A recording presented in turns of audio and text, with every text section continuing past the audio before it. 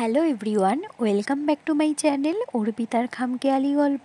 আশা করি সকলে খুব ভালো আছেন, আমিও ভালো আছি। আজকে ফুলকপির একটি নতুনত্ব রেসিপি নিয়ে আপনাদের সামনে হাজির হলাম।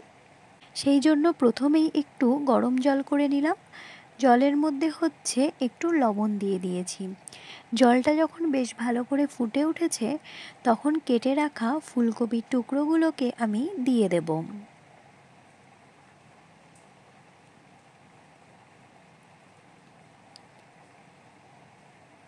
ফুলকপিগুলোকে একটু ভাপ দিয়ে নেব, তাহলে অসময়ের ফুলকপি, তাহলে সেভাবে আর গন্ধটা লাগবে না। এই জন্য ফুলকপিটাকে একটু ভাপ দিয়ে নেব। এবার সরিষার তেল দিয়ে দেব। সরিষার তেল ভালো করে গরম হয়ে গেলে দিয়ে দেব লবণ আর একটু হলুদ দিয়ে দেব।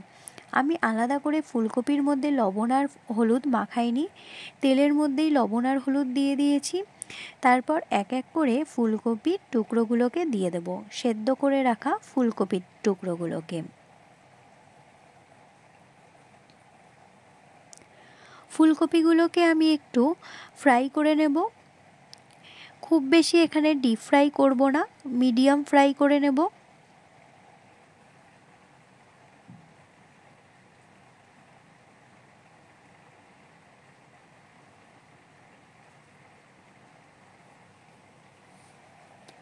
যেহেতু আমি ইলেকট্রিক কেটেলে রেসিপিটি করছি, আর ইলেকট্রিক কেটেলে সেভাবে তো ফ্রাই করাটা অতটাভাবে সম্ভব নয় যেভাবে আমরা গ্যাস ওভেনে করে থাকি।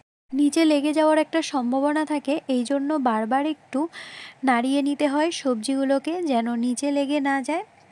এই জন্য ফুলকপিগুলোকে আমি একটু ফ্রাই করে নিলাম, ফ্রাই করে তুলে রেখেছি একটি পাত্রে। এবার যে সরিষার তেল ছিল, সেই সরিষার তেলের মধ্যে আমি গ্রেট করে রাখা রসুন কুচিকে দিয়ে দেব।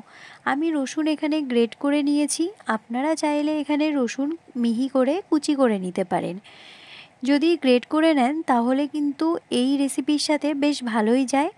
দিয়ে দেব শুকনো লঙ্কা, মাঝখান থেকে চিড়ে রাখা শুকনো লঙ্কা দিয়েছি, আর দিয়েছি একটি তেজপাতা। ফোড়নকে কিন্তু খুব ভালো করে আমার ফ্রাই করে নিতে হবে। ফোড়নের থেকে যখন খুব ভালো স্মেল বেরিয়ে যাবে, তখন আমি রেসিপির পরবর্তী অংশে যাব।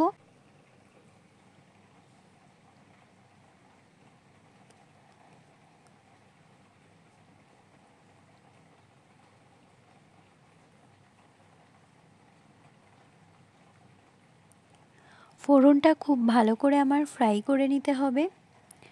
ফোড়ন থেকে যখন বেশ ভালো স্মেল বেরিয়ে এসেছে, তখন আমি দিয়ে দেব কুচি করে রাখা পেঁয়াজগুলোকে। পেঁয়াজগুলোকে বেশ ভালো করে মিক্সড করে নিয়ে আমি ফ্রাই হতে দেব।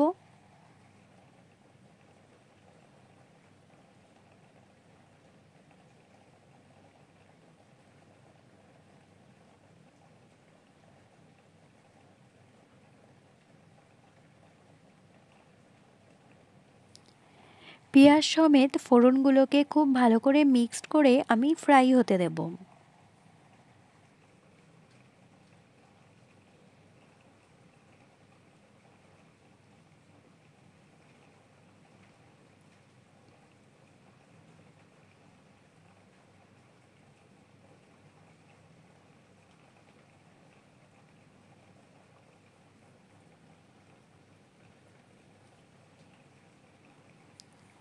এই পর্যায়ে ব্যবহার করব কিছু গুঁড়ো মশলা। দিয়ে দেব হলুদ গুঁড়ো, জিরে গুঁড়ো, লঙ্কার গুঁড়ো, আর ব্যবহার করব ধনে গুঁড়ো। পুরো গুঁড়ো মশলাটাকে আমি পেঁয়াজের সাথে খুব ভালো করে মিক্সড করে নেব। মশলাটাকে পেঁয়াজের সাথে মিক্সড করে বেশ খানিকক্ষণ কিন্তু আমি কষিয়ে নেব।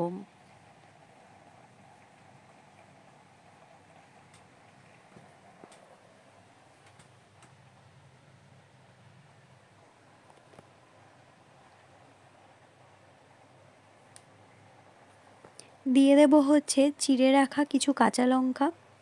এখানে আপনারা যে পরিমাণ ঝাল খাবেন সেই পরিমাণ লঙ্কা ব্যবহার করবেন।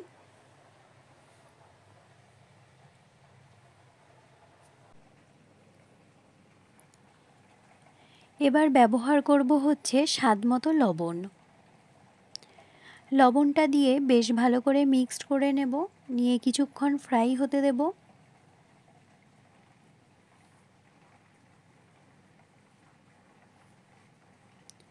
এই পর্যায়ে দেখতে পাচ্ছেন মশলাটা কিন্তু বেশ ভালো করে কষানো হয়ে গেছে।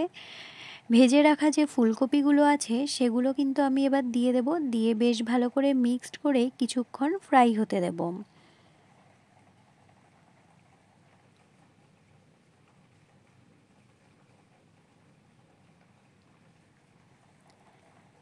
আমি নিয়েছি হচ্ছে গোবিন্দভোগ চাল। গোবিন্দভোগ চালটাকে আমি একটু ভিজিয়ে রেখেছিলাম। আপনারা আপনাদের পরিমাণ মতো এখানে গোবিন্দভোগ চাল ব্যবহার করবেন। যখন ফুলকপিটা একটু মেশানো হয়ে গেছে তখন দিয়ে দেব হচ্ছে ভিজিয়ে রাখা গোবিন্দভোগ চালটাকে। গোবিন্দভোগ চালটাকে ফুলকপির সাথে ভালো করে মিক্সড করে নেব, নিয়ে বেশ কিছুক্ষণ ধরে আমি কষিয়ে নেব। এই পর্যন্ত যে সকল বন্ধুরা আমার ভিডিওটি কন্টিনিউ করছেন প্লিজ একটি লাইক দিয়ে ভিডিওটি কন্টিনিউ করবেন। আপনাদের একটি লাইক কিন্তু আমার কাছে অনেক গুরুত্বপূর্ণ। আর যে সকল বন্ধুরা আমার পরিবারে নতুন যুক্ত হয়েছেন তাদের অসংখ্য ভালোবাসা। আপনাদের ভালোবাসা এবং সহযোগিতা ছাড়া কিন্তু আমি কিছুতেই এগোতে পারবো না। যাই হোক, এবার রেসিপিতে চলে আসি। দেখুন এই পর্যায়ে কিন্তু আমি বেশ ভালো করে মশলা সমেত চাল এবং ফুলকপিটাকে বেশ ভালো করে কষিয়ে নিচ্ছি। যেহেতু নিচে লেগে যাওয়ার একটা সম্ভাবনা থাকে এই জন্য বারবার একটু নাড়িয়ে নিচ্ছি।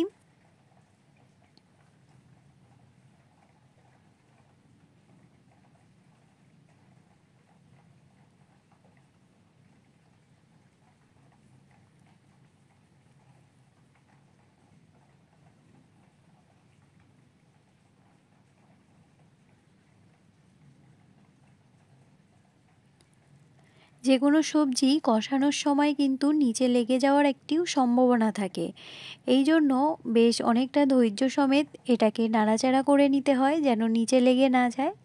তো এই পর্যায়ে দেখতে পাচ্ছেন আমার বেশ ভালো করে কষানো হয়ে গেছে। দিয়ে দিলাম হচ্ছে পরিমাণ মতো জল। যেহেতু গোবিন্দভোগ চাল আছে সেই জন্য জলের পরিমাণটা একটু বুঝে দেবেন। চালটা যেহেতু সেদ্ধ হবে আর ফুলকপি যেহেতু আগেই ভাপ দেওয়া আছে তো ফুলকপি সেদ্ধ হতে খুব একটা বেশি সময় লাগবে না। দিয়ে দিলাম হচ্ছে পরিমাণ মতো জল। এবার জলটাকে আমি ফুটতে দেব, তাহলে ফুলকপির ভেতরে মশলাটা যাবে এবং চালগুলোও খুব ভালো করে সেদ্ধ হবে এবং মশলাটাও খুব ভালো পরিমাণ ভেতরে ঢুকে যাবে। তাহলে কি হবে, স্বাদটা অনেকটা ভালো হবে। যেসব দর্শক বন্ধুরা আমার ভিডিও দেখেছেন এবং বেশ ভালো ভালো কমেন্ট করেছেন, সত্যি বলতে কমেন্টগুলো পড়ে আমার সত্যিই খুব ভালো লাগে এবং মনে হয় পরবর্তী ভিডিও করার জন্য আমি অনেকটা উৎসাহ পাচ্ছি। আপনাদের ভালোবাসা, আপনাদের সহযোগিতা ছাড়া কিন্তু কখনোই এতটা পথ চলা সম্ভব নয়। তো আমি আশা করব আগামী দিনেও আপনাদের সহযোগিতা, আপনাদের ভালোবাসা আমি এইভাবেই পাবো। এই পর্যায়ে দেখতে পাচ্ছেন বেশ ভালো করে কিন্তু ফুটে গেছে। এবার আমি ব্যবহার করব হচ্ছে ঘি। ঘিটা দিলে কিন্তু স্মেলটা খুব ভালো বেরোবে। ঘি দিয়ে একটু নাড়িয়ে নেব, নিয়ে একটু ফুটতে দিয়ে দেব।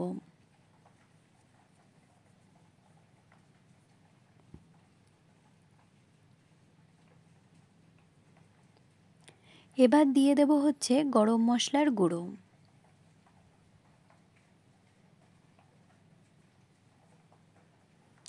গরম মশলার গুঁড়ো দিয়ে বেশ ভালো করে নাড়াচাড়া করে আরও কিছুক্ষণ আমি এখানে ফুটতে দিয়ে দেব।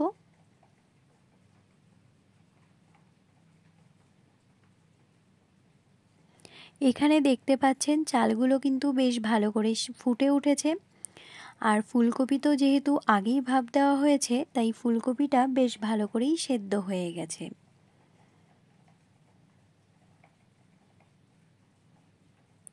এই পর্যায়ে আমার রেসিপি কিন্তু তৈরি হয়ে গেছে। তো আপনাদের রেসিপিটি কেমন লেগেছে অবশ্যই কমেন্টের মাধ্যমে জানাবেন। আমি এই রেসিপিটি একটি পাত্রে এবার সার্ভ করে নেব।